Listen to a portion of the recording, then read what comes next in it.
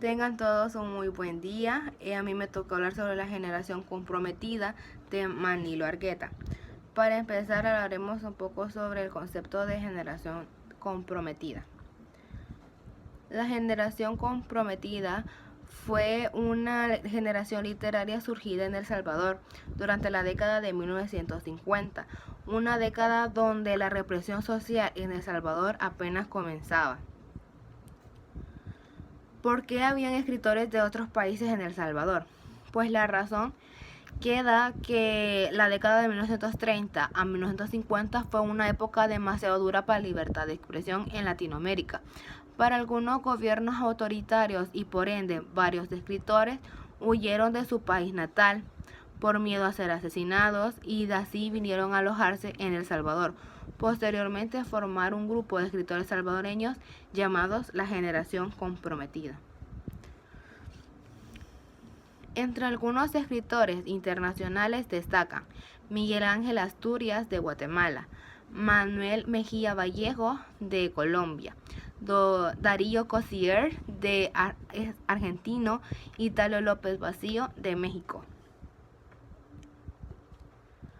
Entre los representantes de la generación comprometida se dividieron en dos etapas, en la cual la primera etapa destaca Waldo Chávez Velasco, Eugenio Martínez Orantes, Álvaro Méndez Leal, Jorge Alberto Cornejo, Roberto Armijo, Manuel Argueta, Roque Dalton y Orlando Figueroa. En la segunda etapa destaca la Mercedes Durán, Mauricio de la Selva, Rafael Gómez, Tirso Canales, Rodrigo Mendel, entre otros. Manilo Argueta fue un poeta, nació el 24 de noviembre de 1935, es un poeta y novelista salvadoreño. Perteneció a la generación comprometida, un grupo literario creado por Italio López Barcillo junto a Roque Dalton, Álvaro Méndez, Waldo Chévez, Velasco, Irma Lanzas, Orlando Fredo, Mercedes Durán, Ricardo Boa y Mauricio de la Selva, entre otros. Él estudió en la Universidad de El Salvador para estudiar como para abogado, pero su vocación era la literatura y por ende también la situación como se encontraba antes en 1972 con la guerra aquí en El Salvador, así que fue uno de los mayores escritores muy reconocidos. Algunas de las obras de Manilo Argueta son Caperucita de la Zona Roja, que ganó el premio latinoamericano. Un día en la vida. Un día en la vida fue una de las cinco fueron una de las 5 novelas con mayor éxito en el siglo XX. Cuscatlán, donde el Bat del Sur de esta obra se hizo una película documental con el nombre Cuscatlán Story en 1989. Milagro de la Paz, El siglo de oro Depto, Poesía completa de Manilo Argueta, Los poetas del mal, novela inédita del 2002, El sexto muro de la novela inédita, Premio Fundación de Nueva York, el tema de la migración y la violencia. Franciscana, novela inédita ubicada en los Estados Unidos. Operation Move, que significa Operación Gaviota de Ojos Azules. Aquí empezará a hablar mi compañero sobre el resumen Un día en la vida.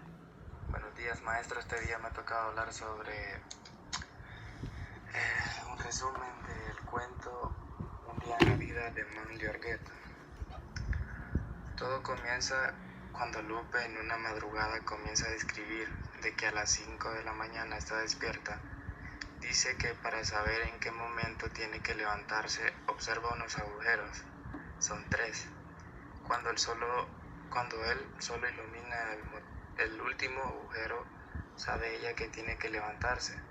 Lupe sigue narrando su cuento y dice de cómo ella reconoce a José, que después de que se convertirá en su esposo, Lupe se casa con José. A los 15 años, José era una persona muy inteligente que a través de su inteligencia él crea un pozo a Lupe de un terreno donde se encontraba a un pasto color verde limón para hacia ellos no tener que tomar agua de un río ni una quebrada, que se encontraban en un lugar retirados de su choza. Después ella misma narra de una pelea que tuvo con José mientras él se prepara para ir a trabajar, de cómo ellos estaban mal en la pobreza y cosas así. Ellos eran sacerdotes del lugar donde vivían, pero estos parecían como brujos y antisociales para la comunidad, ya que solo daban misa y se iban para sus casas. Nos cuenta que esos sacerdotes le decían al pueblo que no lloraran por sus hijos o familiares muertos, ya que estos iban a un lugar mejor y cuando sus hijos o familiares se enferman, que no los llevara al doctor o que no les diera medicina y que mejor los levantara a tiempo para orar, porque ellos pasarían a un lugar mejor después. Nos cuenta que llegan otros sacerdotes jóvenes y que estos son todo lo contrario a ellos, ya que socializan con la comunidad y les dicen que lleven a sus hijos al doctor y que les den medicina. Esos sacerdotes crean una federación cristiana, lo cual protegerá los derechos que se están siendo violados. Después de haber creado esa federación, ocurre la primera protesta que haya por San Salvador, para ser más exactos en el banco, para que estos les dieran semillas y fertilizantes para sus cultivos y mejorar su estado de vida. En esta protesta participaron Chepe Guardado, Adolfina, María Romelia y Arturo, que muere dentro de un autobús, muere dentro de un autobús, y la cual masacraron a muchas personas. Él estaba de la Guardia Nacional y Chepe escapa de ellos, mientras que las dos muchachas son víctimas de una bala y de violación. Después de esto, Lupe está feliz por haber visto a Chepe después de tanto tiempo, pero él se tiene que ir porque la guardia lo está buscando y a este le toca dormir en el momento para no ser capturado. José después se prepara para ir a trabajar y discute con Lupe en casos específicos como María Pía y de las esperanzas de que su esposo volviera a casa, y de Adolfina, su madurez precoz y la muerte de Justino, hijo de Lupe, en un capítulo especial. María Pía narra cómo capturaron a su esposo Helio y a Emilio Ramírez, padre de María Romelia. Ambos iban caminando en una calle de Hilo Vasco, cuando la guardia aparece y violentamente agarran a Helio y a Emilio. Y los agarraron a garrotazos y a golpes. Y María Pía y la esposa de Emilio observaron la tortura y trataron de detenerlos. Al final, Helio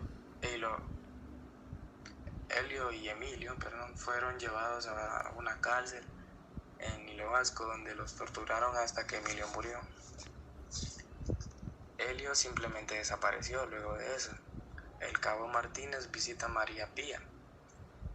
Estando en la casa, entra violentamente solo para darle una paliza a María Pía enferma, pues ella se oponía a la autoridad. Su hogar ya no era un lugar seguro. Obligó a Adolfina a irse para Chalatenango con su abuela, que se llama Lupe. De regreso a la historia principal, alrededor de las 9:30, Lupe recibe la visita de unos miembros de la guardia, entre ellos El cabo Martínez venía a buscar a Adolfina porque ella había participado en la manifestación al banco. Adolfina había estado ahí en casa de Lupe, pues María Pía la había mandado, pero andaba trayendo tortillas junto con los hijos de Lupe. Cuando llegó la guardia, en lo que esperaban que regresara Adolfina, Lupe siguió contando anécdotas de su vida diaria, así como la guardia describió las condiciones en que vivían. Habían sido campesinos al igual que Lupe y Chepe. Sin embargo, han sido educados por profesionales extranjeros que eran estadounidenses y chinos para ser los bravos y violentos. Ellos habían adquirido una mejor alimentación, aunque ellos siempre preferían lo salvadoreño. Ellos estaban contando cómo los maltratan en el cuartel y las nuevas costumbres que tenían que aprender, además del lavado de cerebro que sufrían. Eso sale en otro capítulo especial. Adolfina narra cómo la Federación Cristiana de Campesinos tomó el control de la Catedral de San Salvador. Un grupo de 110 campesinos con palos fueron a la misa de las 9 de la mañana y a las 10, que terminó. Se rehusaron a salir de la iglesia y cerraron todos los accesos. Al final todos salieron de la catedral cuando los jefes dieron la orden. Este hecho fue alarmante y la guardia inició la búsqueda de los implicados. Finalmente, Adolfina regresó con sus tíos de comprar tortillas, justo al entrar a la casa de Lupe. La recibió bruscamente la guardia, la interrogaron y se armó una discusión sobre la falta de respeto hacia la autoridad, pues Adolfina había violado la ley. Esto es todo el resumen del cuento. Gracias.